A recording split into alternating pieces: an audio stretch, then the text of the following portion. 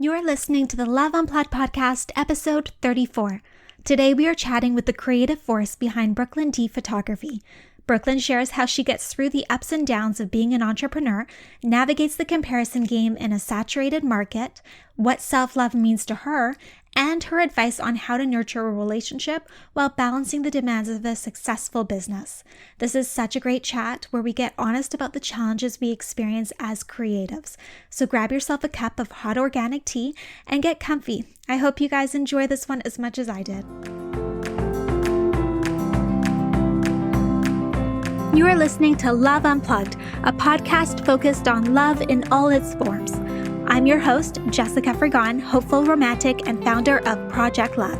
I found that too often love is set aside or taken for granted, and we tend to forget how to care for ourselves and our important relationships in the day-to-day chaos.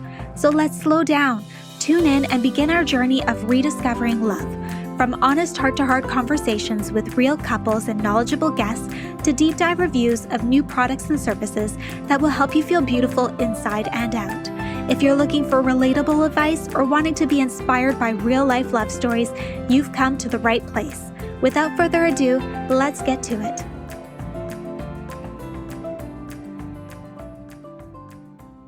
Hello friends, today I am joined by Brooklyn of Brooklyn D Photography, a highly sought after wedding photographer who has been published in several magazines and online publications. She is a successful entrepreneur, a talented photographer and creative, mother and wife to her husband of over 10 years, which is amazing.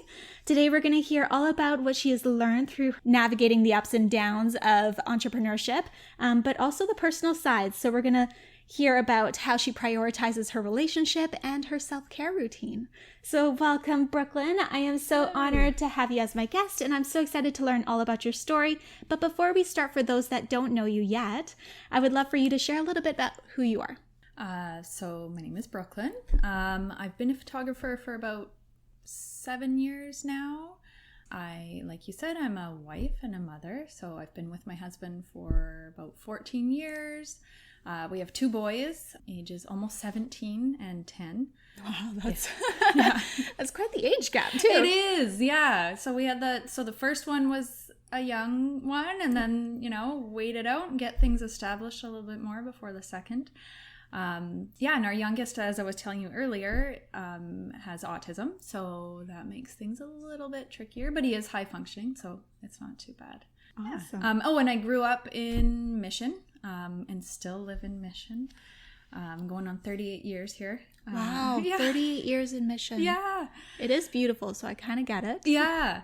But a lot of people think it's completely away from everything, but really it's not a far drive to everywhere. And I'm in Vancouver all the time, and I think I just am used to it, and it's not bad, and I do love it here. So I don't know any different, but I love it here. It's nice to work in the busy city, but then be able to come out and have that peace and quiet out in nature as well. For sure. To reset. That's really good for your soul. Yes.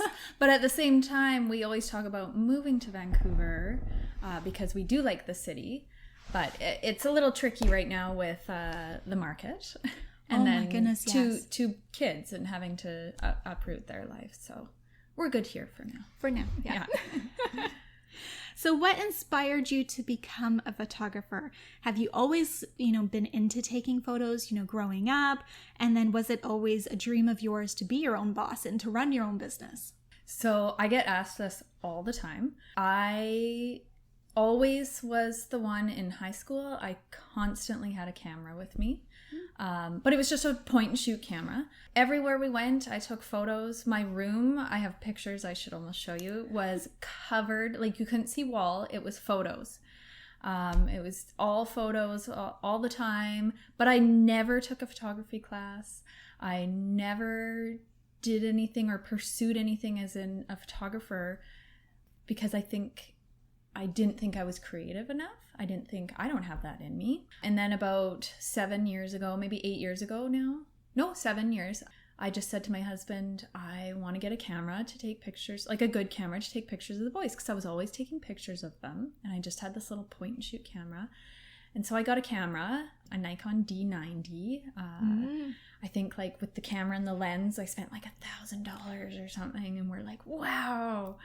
And it just blew up. So I started taking pictures of my kids, and then other people asked me to take pictures of their kids, like friends and family. And I just thought, I really love this. And I never thought I'm going to be my own boss and this is what I'm going to do. I actually was an EA for years before that, and I have a diploma in social services, and not at all what I thought I would do or that I'd be my own boss, but it worked out. Yeah, this is what it turned into, and I love it. Yeah. How did you get into weddings? Someone asked me to do a wedding. It just happened naturally. It did.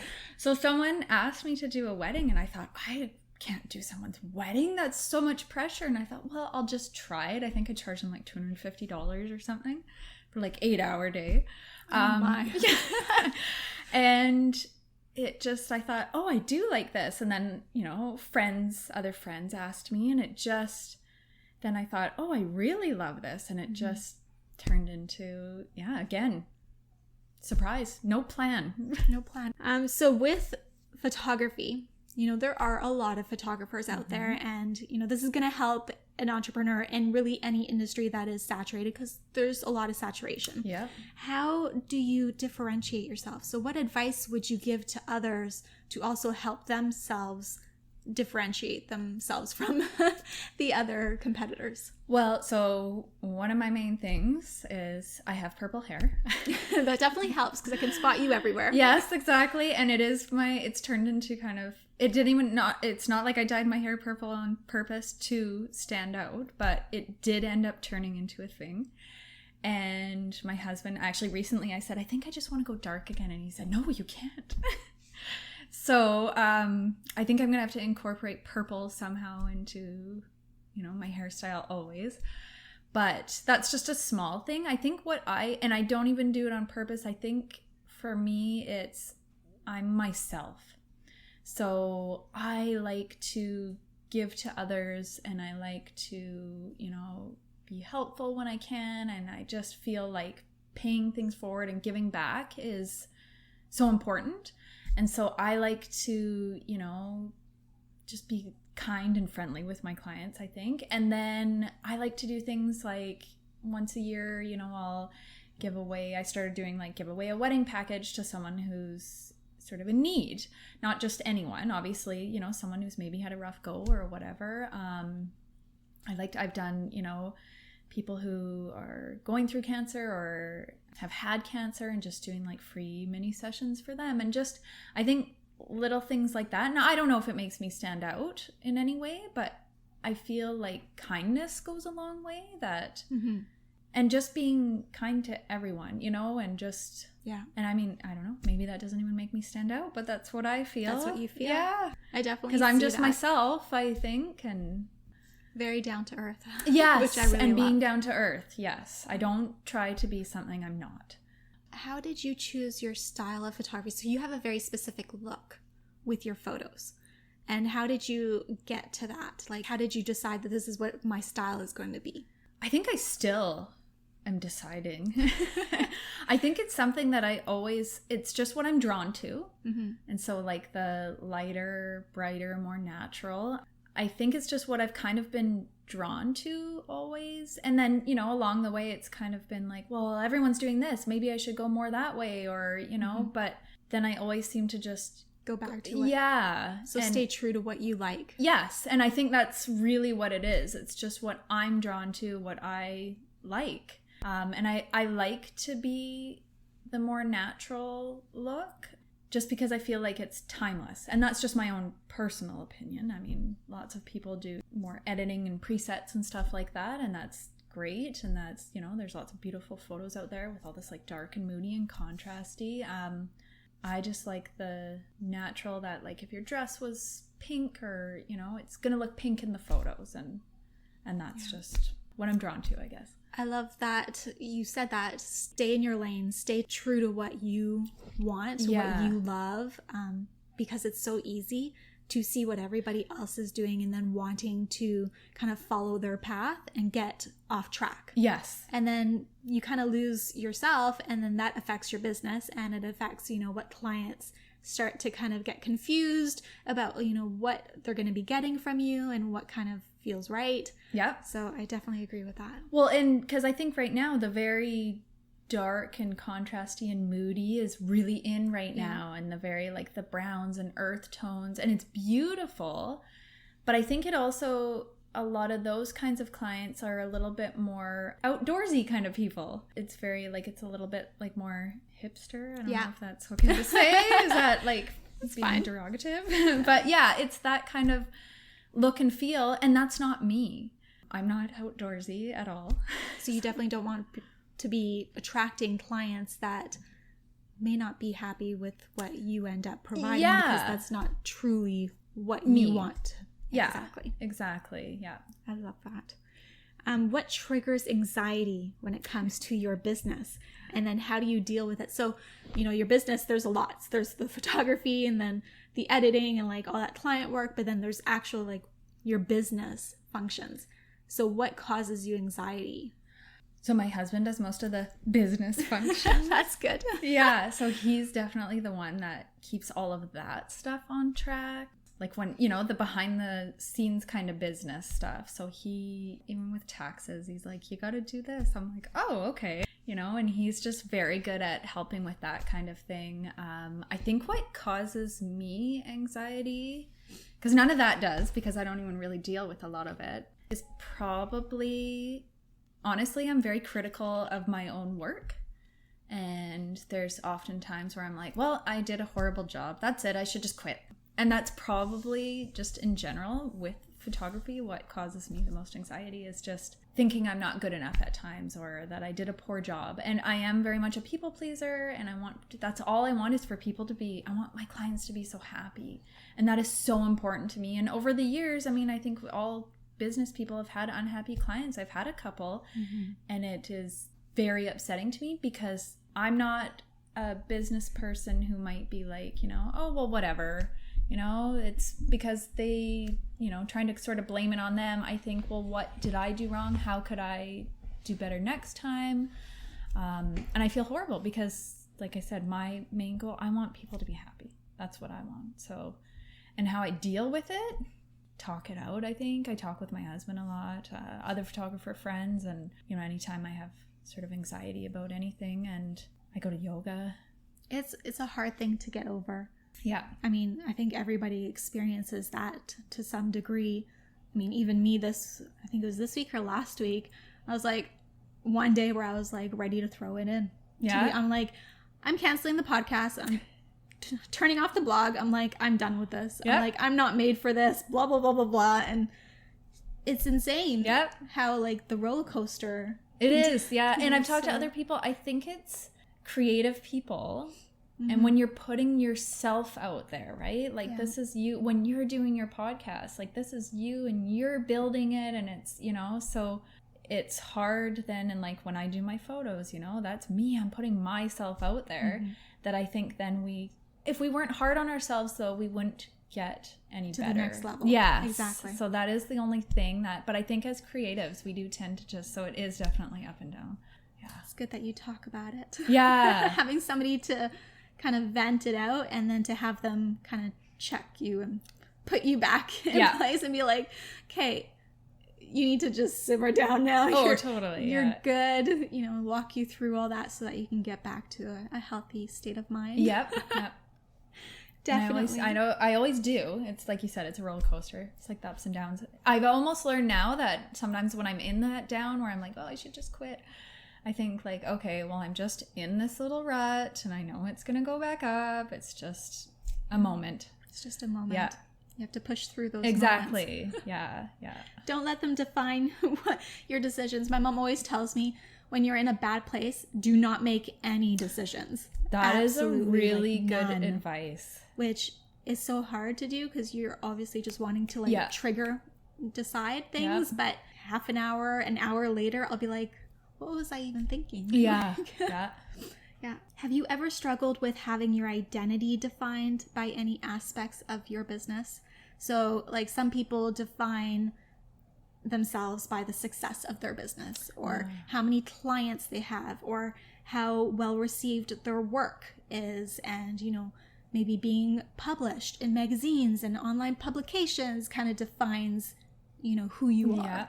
So have you ever struggled with that yourself? Oh, absolutely. I think especially because there are so many other photographers out there, I think it has been hard for me at times not to compare.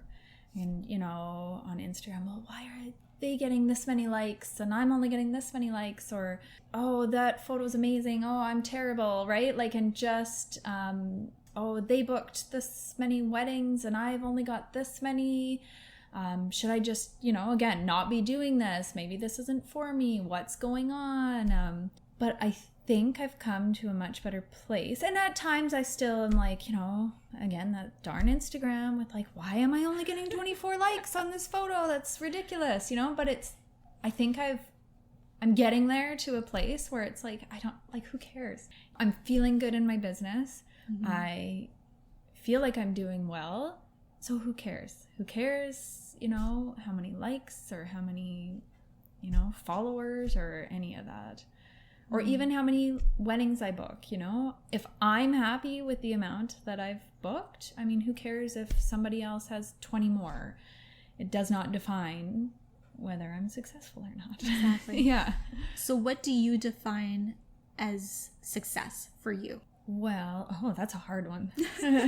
I think one of the things that comes to my mind, which is terrible, is like, well, you know, not how much money you're making. That's not what defines it completely, but partly of like, am I doing well financially? Can I, you know, I love being a contributor in our family. I know there's lots of like stay-at-home moms and that's great, but I've always been one that I want to put in my own as well.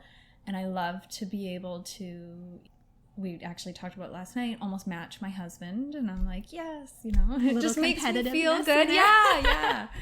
That, but obviously that's not the only thing. But I think that is one of them, of just, you're making it and can do, I think, because I can do this as my only career too, right? I think that was a big thing for me when I was able to do that, to quit being an EA. I thought, wow, my business is becoming successful because I am able to do only this. And then I think just being happy with what I'm doing. I love my job. I mean, there are aspects that some, you know, as any job, there's always times where I'm like, well, I don't love this. But for the most part, probably 99% of the time, I love my job. And I think that's huge. We actually tell our son all the time, who's almost 17, if you love what you're doing, that's what counts. That's all that matters. If you are doing something where you're only making minimum wage, but you love it, like, then that's, you know, that's what's important. So, I totally agree. Yeah. One of the things when I was starting my blog, I'm still not making like money at it or anything like that. But I was like, you know what? I love it. Yeah. Right. And that's really all that matters at this point. Yes. Because I do have another career that fills that financial need that we all have. Yeah. But yeah, if you love what you do, it's not work. Yes, exactly. Yes, there is work aspects to it and you are working long hours and stuff, but it's not like, oh crap, I have to work today. And I'm dreading this and I don't want to go in and all that stuff. You're happy to do it. Yes. Right? It's hard work, but you're loving it. Yes, exactly. Which is great. Yeah. And if you're like with your blog, if you do love it that much, I think, you know, as long as you have that drive, you can make it a, you know, financial success as well. Definitely. That's what my belief anyway, right? Yeah, yeah. Definitely. What have you struggled most with your business? What is something that has been like the hardest to overcome?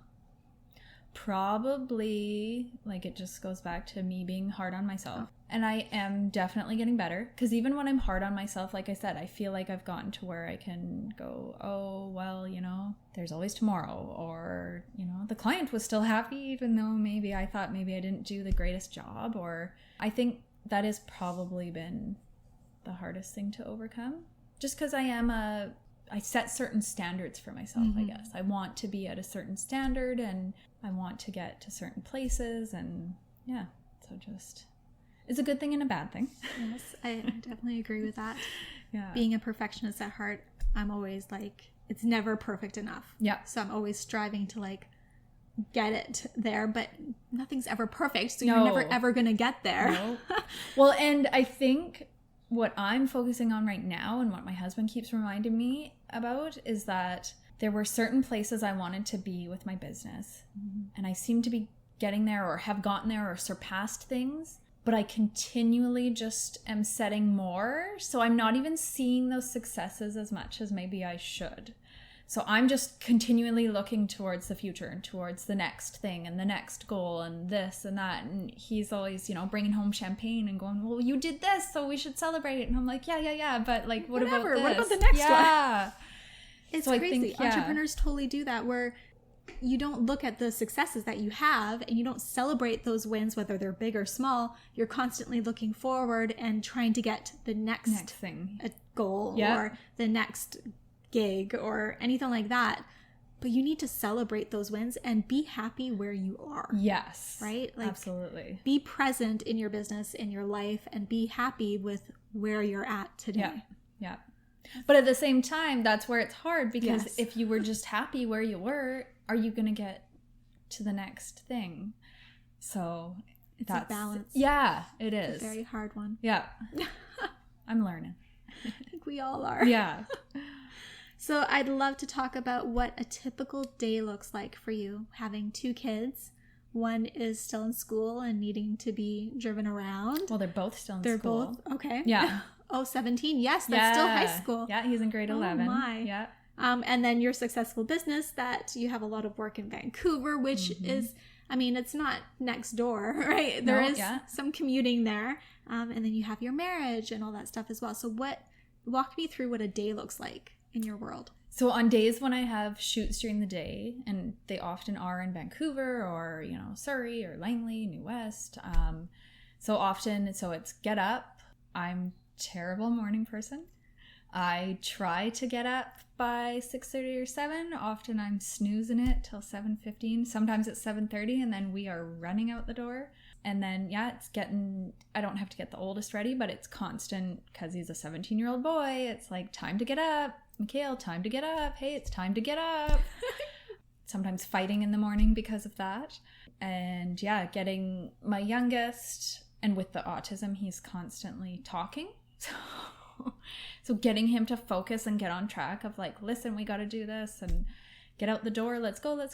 So often mornings are rushed, and partly because I'm a terrible morning person, like I said.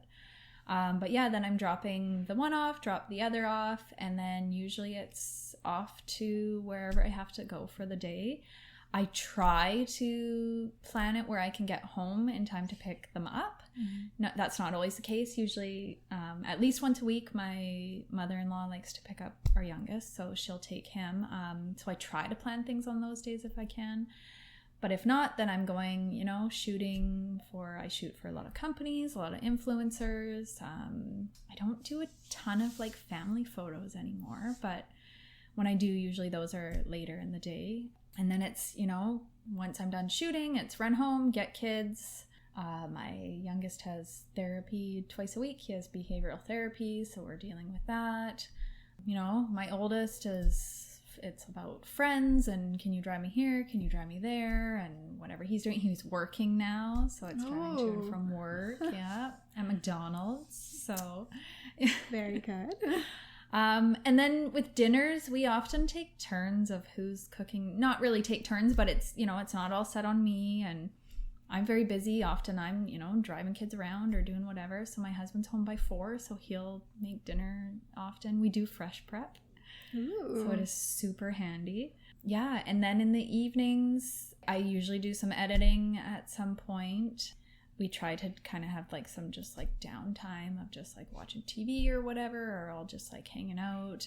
My youngest loves Harry Potter, so we'll read Harry Potter. Yeah, I often have late nights where my husband goes to bed, but we do try to go to bed together when we can. But if I'm just like, I've been shooting every day, I've had no time to edit, and I'm not a morning person, so I'll stay up till sometimes 1 or 2 in the morning. So Oh my. I'm a night person more than a morning person. So Okay. it doesn't bother me to stay up. It's hard to get up. So Gotcha. yeah. And then weekends often, you know, I'm shooting. But I try to always have at least one day free.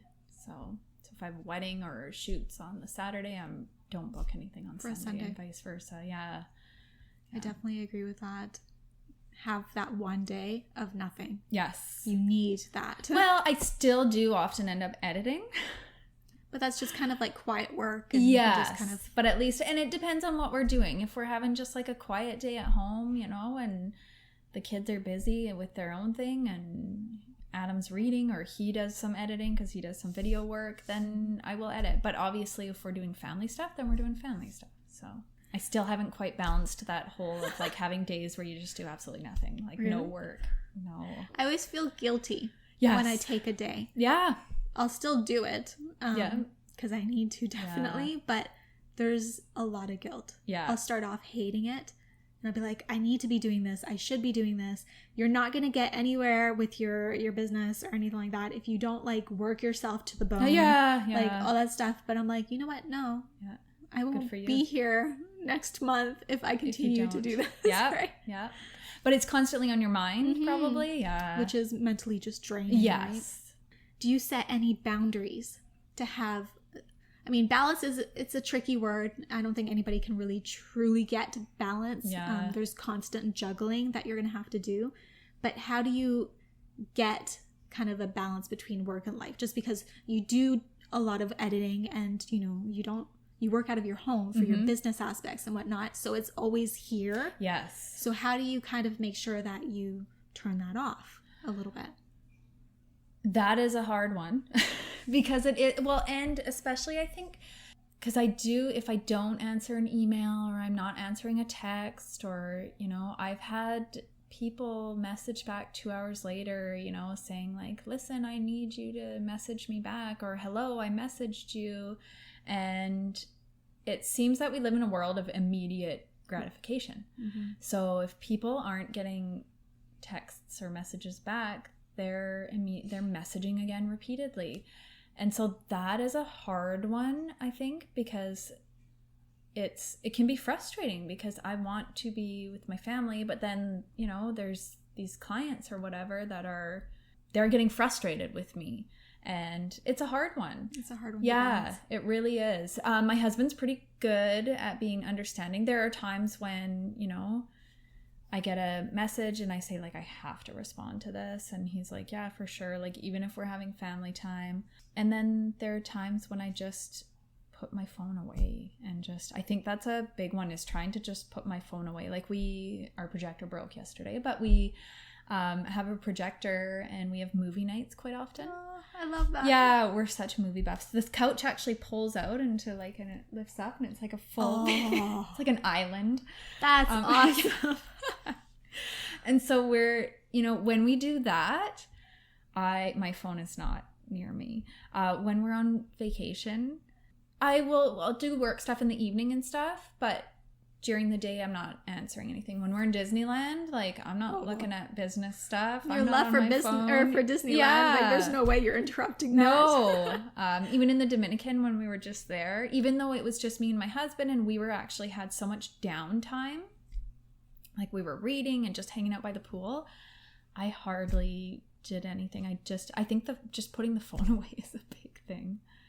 Yeah. I've noticed that with more social media and like everybody is reachable all the time on many different social media platforms and stuff, and email and, you know, phone and all that stuff, that people just want that instant reply. Yes, because they think, well, you have your They're phone owed. right beside you. Exactly. Everybody's because connected everyone to their phone. does. I know you saw it. Why aren't you replying? Exactly. Yeah. And it's hard. It is a hard one too. And it can be hard because I know my husband had read something once, again, because he's behind the business of doing that kind of stuff, where he was trying to, you know, figure out all this, like it was SEO stuff and then like clients and what they're looking for. And he had said something that he read of, if you don't respond to a bride within, I think it was something like 15 minutes on an email, like your chances go down significantly of booking them, because they've probably messaged numerous people.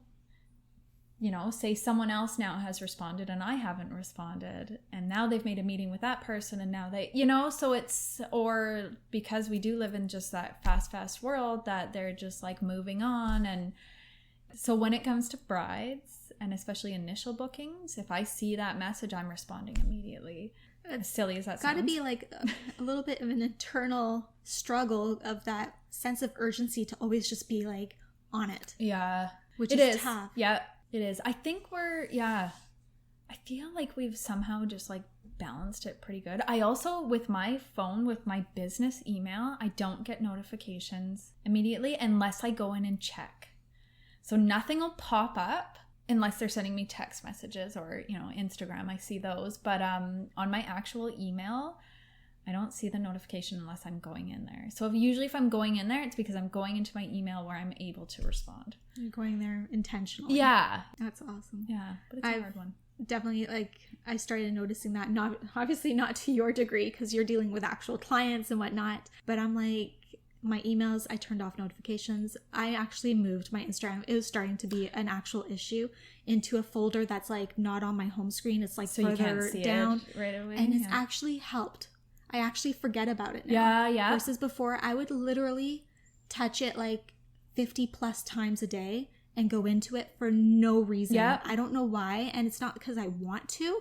I just felt the need that I turns needed it- to yeah. reply, see who's Yeah. commenting on my pictures, reply to them, Yeah. things like that. But the world isn't going to crumble And because- just because you didn't reply within like 30 minutes. Yeah. Obviously with your situation, it's a little bit different because you have to deal with brides and there is that competition there at the initial Yes. booking.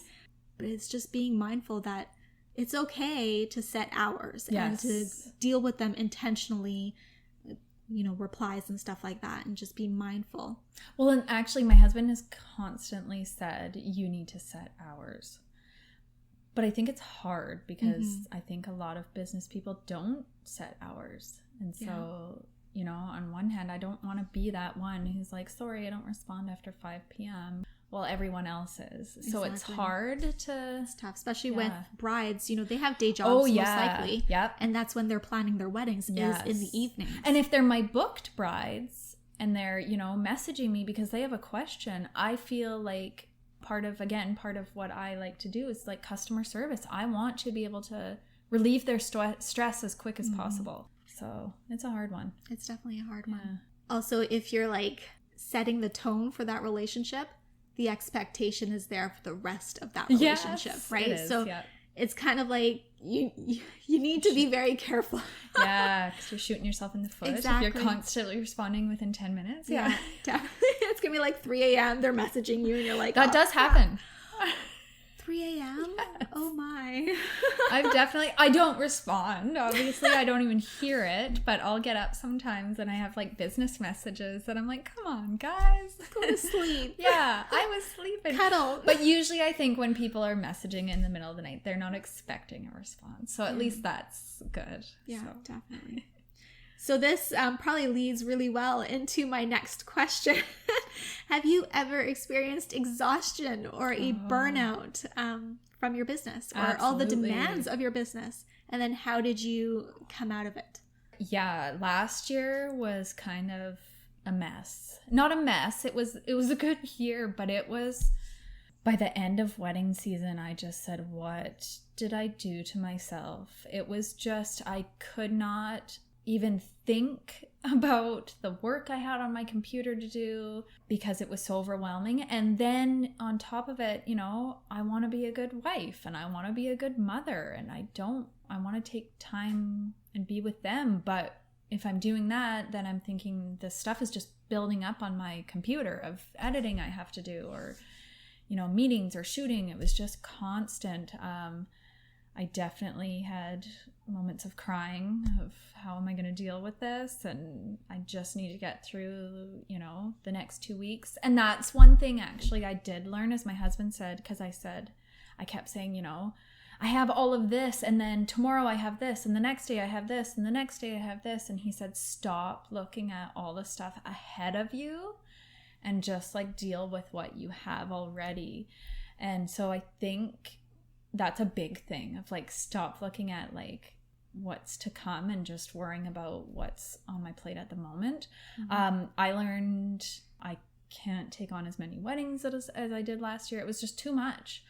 So I decided to set a limit for myself, just for my own sanity, just because why do I need to do that many where I was exhausted. So that is one thing I'm doing is, you know, I'm only going to do a certain amount of weddings a year. And then, yeah, I think that'll make a huge difference. This year it did.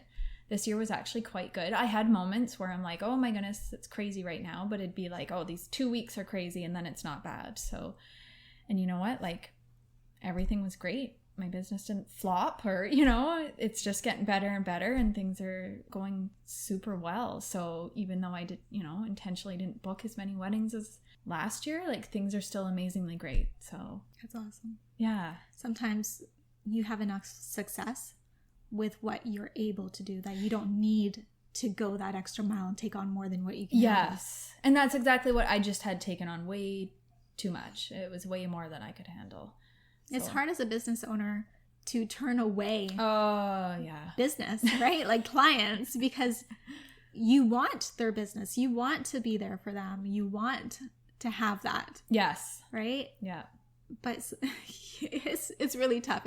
It's so tough to navigate that and just kind of say no. Yeah. And put in limits. Yes. And, you know, and I'm still like learning that and getting better with that. I know certain things like I don't do newborn photography, and for a while that was really hard for me to even say no to people about that, but I realized I don't enjoy it. I love newborns. I wasn't enjoying I didn't feel I was as good at it as other styles of photography, and I just didn't enjoy it. I'd rather just snuggle with a baby than try and like manipulate them when they're sleepy, or, you know, do that kind of stuff. And so for a little while, it was hard for me to say, oh, I don't do that, and pass them on to someone else. But now I just feel like, and that's the same with, I've actually stopped doing boudoir photography for the most part, and I just wasn't enjoying it anymore. And so I thought, like, why do this? And it's gotten easier to just pass it on. And I think you kind of have to do that and go, well, I'm not completely enjoying this, so I'm not going to do it. You don't need to be doing something you don't love to do. Exactly. Right? Exactly. So I want to talk about self-love. What does self-love mean to you? I think just taking care of yourself and your body and your mind, I think, is huge. Up until February, I guess it was, I was pretty bad at, I was a sugar fanatic. I loved chocolate. Yes. Yeah, M&Ms were my weakness. Like, and I actually haven't had an M&M since February.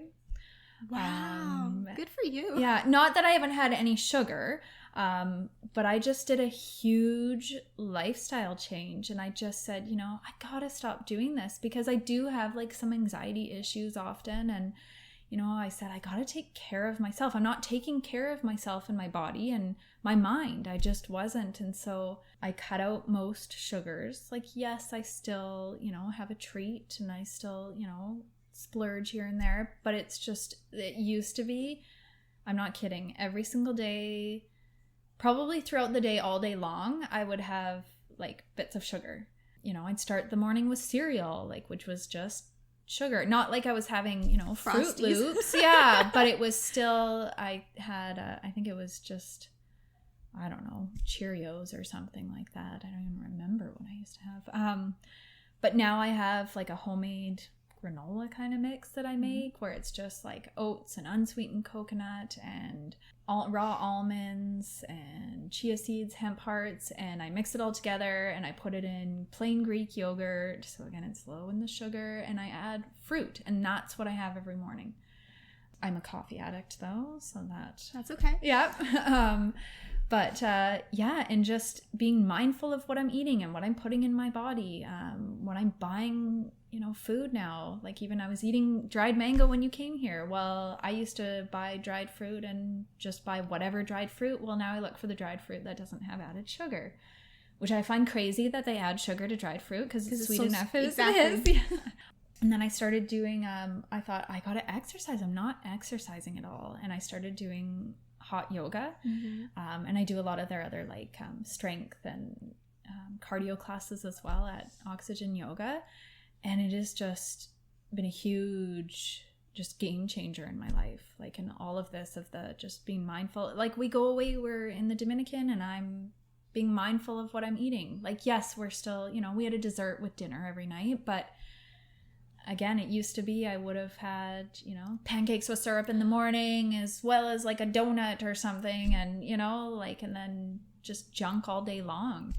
And I think it's made a big difference. It does. What you put into your body impacts everything. Yes, it does. Yeah. And then just the exercise. And I'm enjoying it. I'm actually enjoying exercise. So.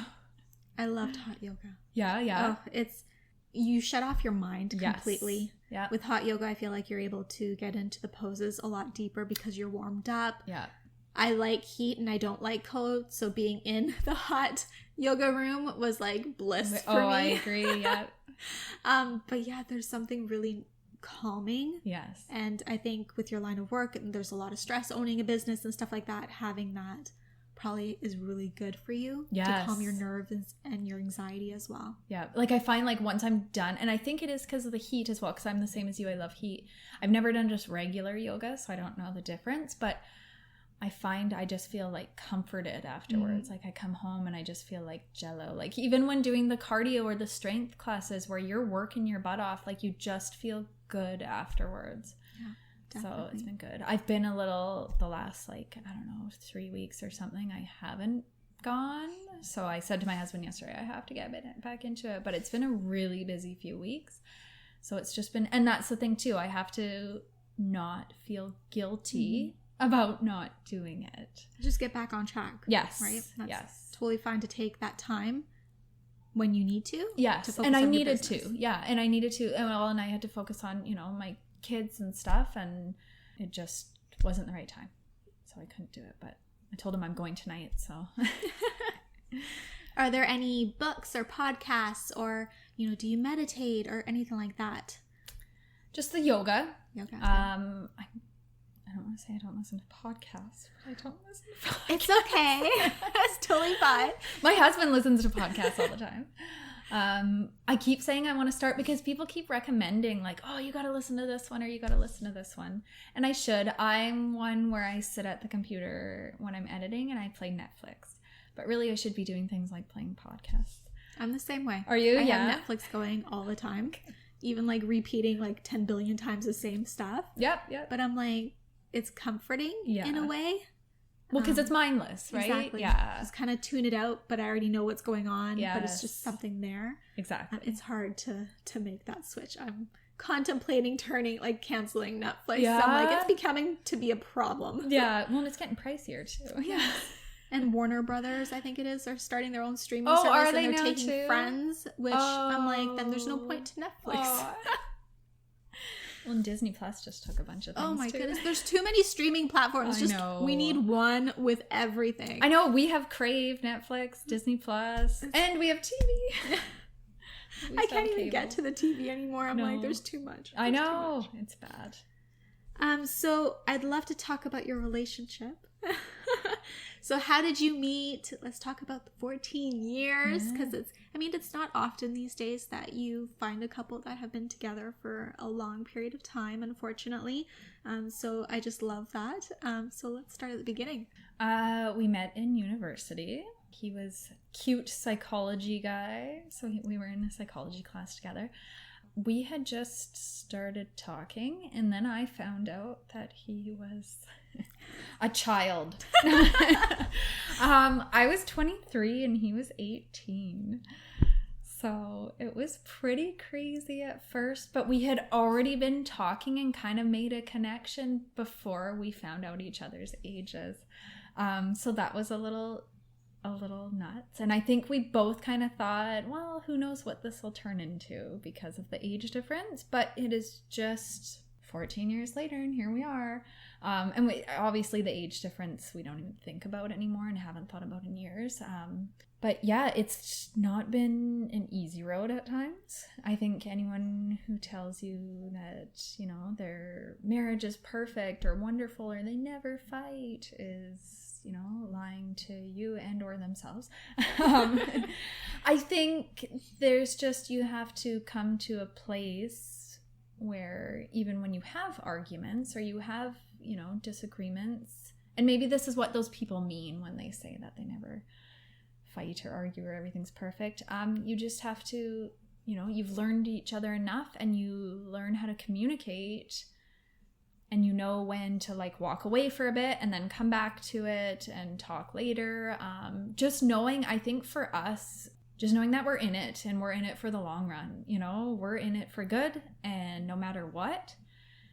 And you so have to make it work. Yeah. And so I think like we have come, you know, we've had our obstacles where we've gone, do we walk away or not? And we both kind of made a choice at one point. This was years and years ago of no, like we're in this for good. And no matter what happens, we're in it. So we just kind of, you know, those little ups and downs that come, we just work through it. We've gone to counseling here and there, which I don't think counseling is a bad thing. I think anyone should go to counseling no matter what. Mm-hmm. We went at a time when we were a little bit on the down, but again, this was years ago, but it made a huge difference. It really like just learning how to communicate. And I think at that point, like we were just kind of coasting along in our relationship. And I think personally, I think if you just kind of coast along in a relationship, it's not going to go anywhere good. I think that you need to always be working at it. You're always in it and always thinking of that other person. You are a partner with that other person. Mm-hmm. And again, this is just my own personal opinion and experience. But that's kind of what we realized, like we need to work on this to make it work. Mm-hmm. Not in a bad way, but we just, are always just, you know, and touching base. We often touch base, like, how are you feeling? And just like, are things going? Because, you know, sometimes, especially with busy lives, it's easy to just like put that on the back burner and just, you know, do other stuff. But that's not what we've chosen to do.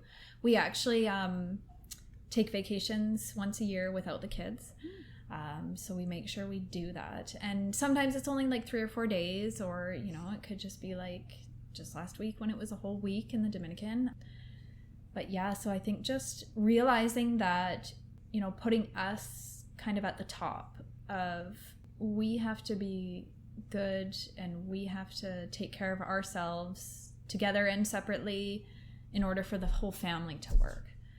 So I think just, and it took a while, like it's not like it was, you know, I mean, he was young, I was young. So, you know, we got together such a long time ago that we just had to grow and learn. And yeah.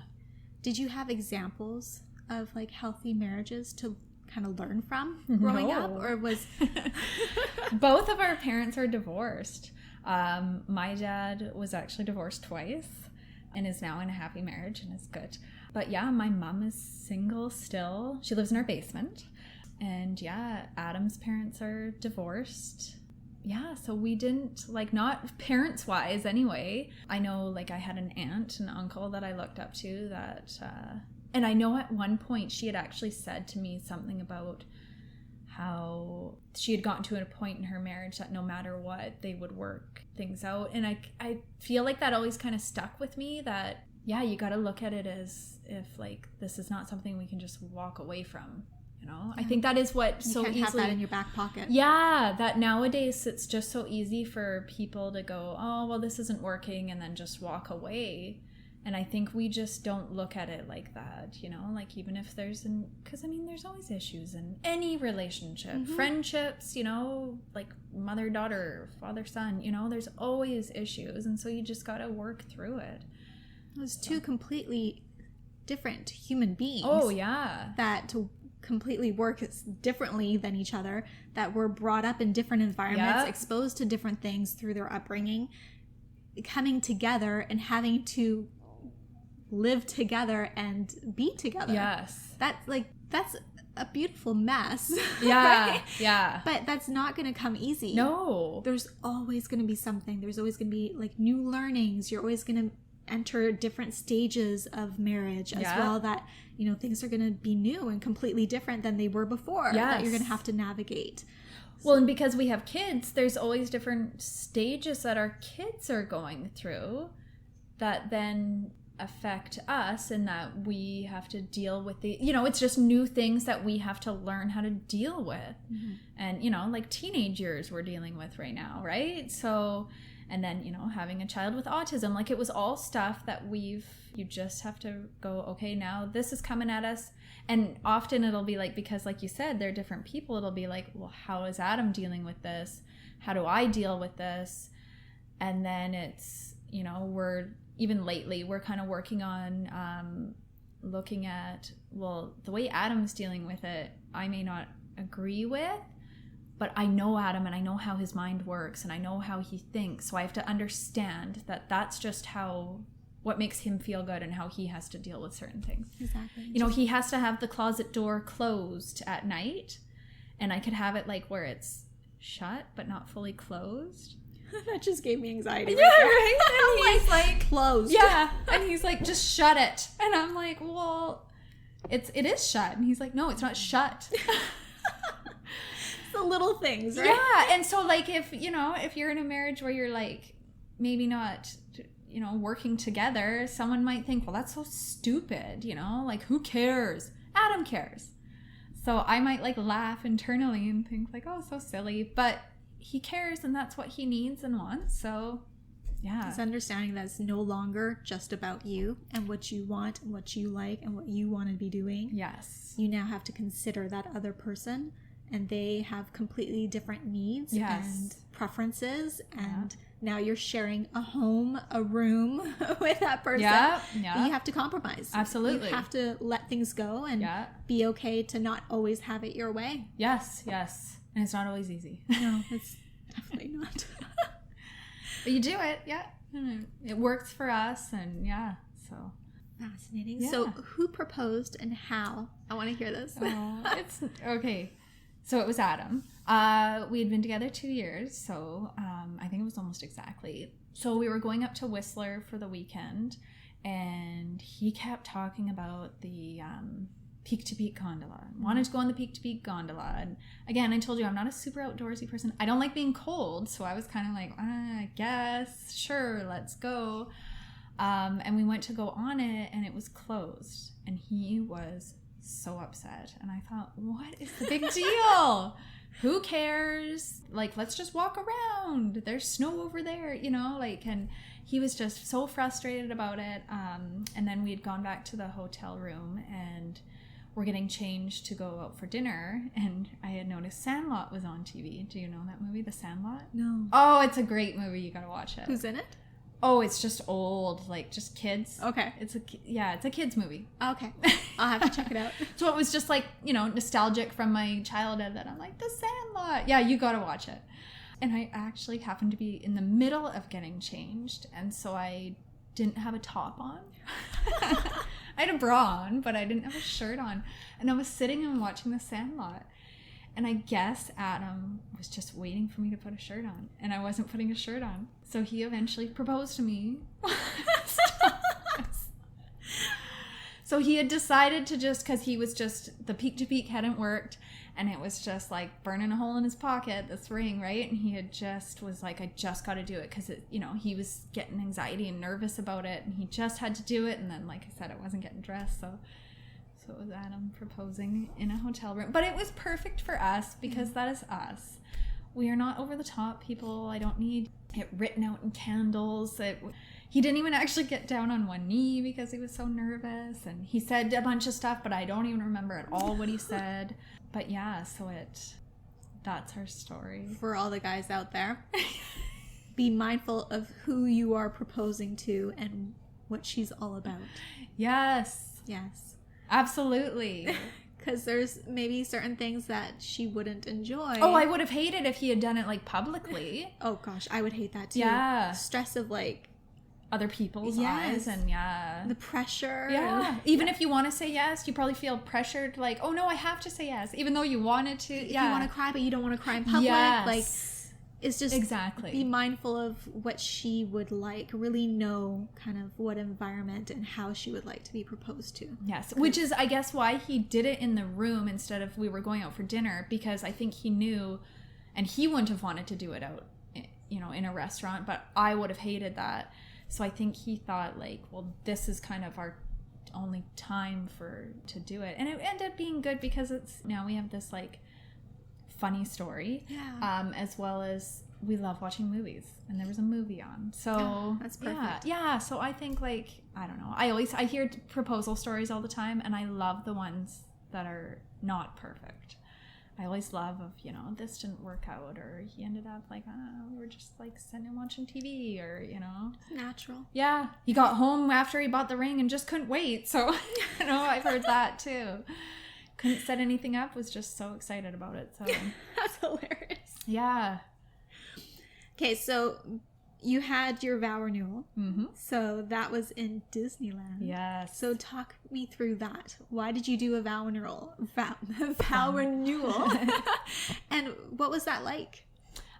So we had chosen, because we've been through ups and downs, and because, like I said, like years ago when we had gone through sort of our issues, we had said that this is a whole new relationship and we're going to look at it like this from now on. And, you know, we had come to a completely different space than the very beginning because we got married so young.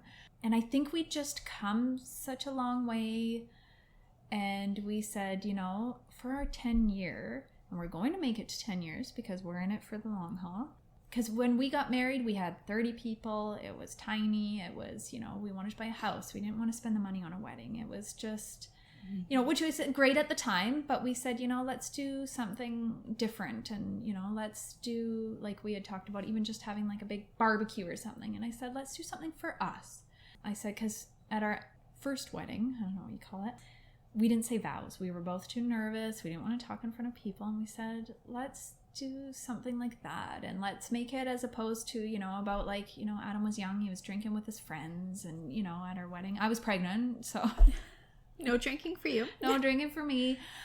So it was just more about like kind of the party of it. So we said, let's do something completely, this is for us and what we've gone through, how far we've come, where our relationship is. And you know, we said, why not do it in our favorite place? So we had said, of course it's got to be in Disneyland. And we said, we don't care if it's just the four of us. Like, let's go and do it this just for us, the way we want to do it. But we'll put out the invite to all of our friends and family, and whoever wants to come can come. And it ended up being like 25 people. So I was like, this is amazing. And it was everything it could have been and more. It was just perfect. It was, you know, we enjoyed the time together, and it was just really about us and our kids, and yeah, it was just really good.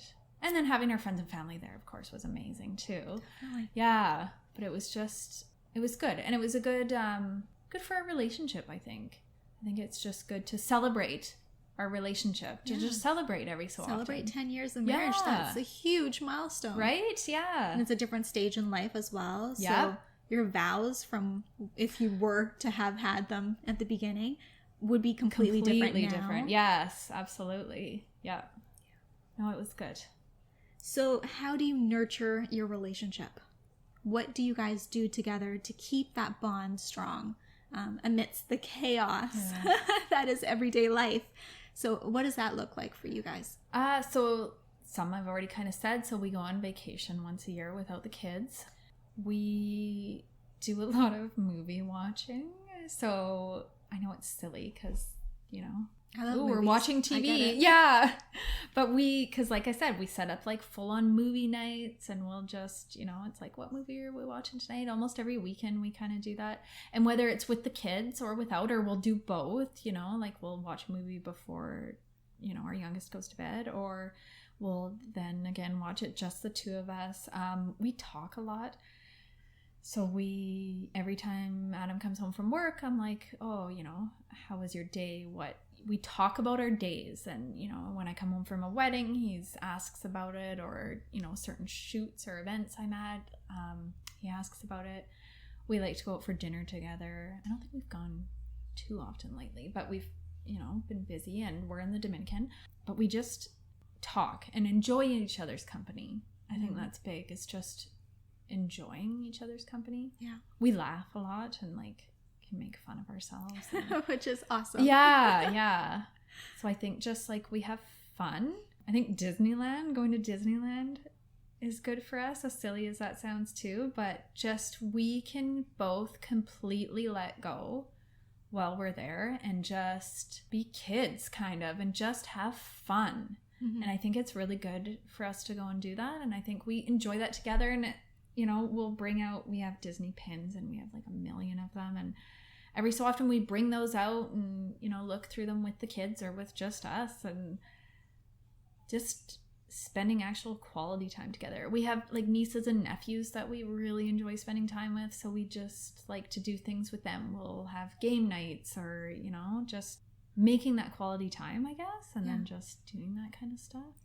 I love that you talked about just having fun together, because often with the demands of everyday life and then working on the relationship, and you kind of become complacent a little bit. Yeah. And you have to remember that you got to have fun together. You have to be like best friends as well as partners, right? Yes. Like, why wouldn't you want to have fun with your partner, the person that you're spending your life with? Exactly. It should be enjoyable. You should be able to laugh together and like do things that are like silly. Yes. Go to Disneyland and like go to places that make you guys both happy and act ridiculous. Yes. I was going to say just being goofy. Like we can, or, we have dance parties. That's awesome. Karaoke night. Yeah, like we just, it's just impromptu dance party, and we just like crank the music and we all dance. Like our 17-year-old gets in on it, and like it's just being fun and goofy or doing things. Adam showed up on Halloween. He came home and he had went into Value Village and got a costume to go with Jaden's costume, and he surprised me too with it. And it's just, I love that. Like, that's fun, and just having the fun and being goofy, and I think that's good for us. Yeah. It's healthy. Yeah. All right. So if anybody wants to learn more about you, where can they connect with you? So Instagram, Facebook, website. So it's all Brooklyn D Photography. Often people forget the D. So Brooklyn D Photography. Yeah. Look for the purple hair. Yes. You know what? I've actually had people come up to me and say, "You're Brooklyn D Photography." And they know because of the purple hair. Yeah. So, yeah. Before I connected with you, I'd always spot you, like wedding shows or anything. I'm like, oh, there's Brooklyn D Photography. See? It works, yes. Right? You stand out. I know. I love it. Well, thank you so much, Brooklyn, for taking the time to share your story and valuable advice with us. It has been a pleasure to have you as a guest, and congratulations on your first podcast. Thank you. It wasn't as bad as I thought. No, you did good.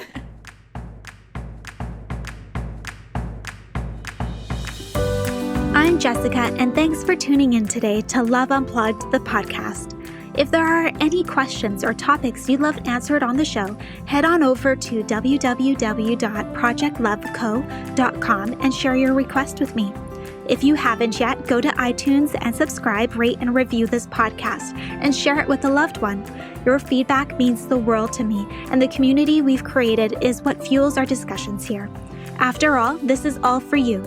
Join me next time for another unplugged conversation.